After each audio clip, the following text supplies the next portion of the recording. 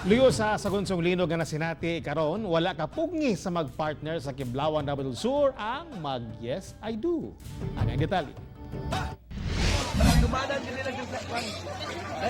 Wala kapugong ang mga nasinating linog sa Davao del Sur. Human gidayon gihapon ang kasal sa magpartner nga sila Glendel Zamora ug Manilinda Pusala.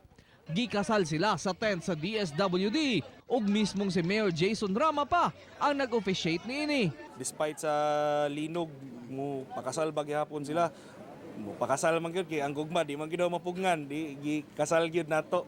Sumala sa newlywed, linog lang na, gugma ning amua. Dili kuno sila mapugngan nga himuong usa.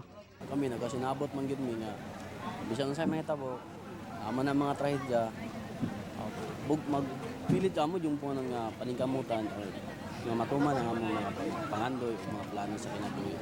Okay lang, basta ang malaga may kasal.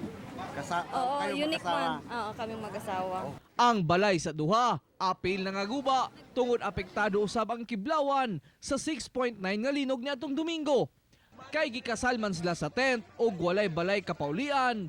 Sa tent una sila, mag-honeymoon unyang gabi. Ako, si Real Soroche, para sa One Mindanao.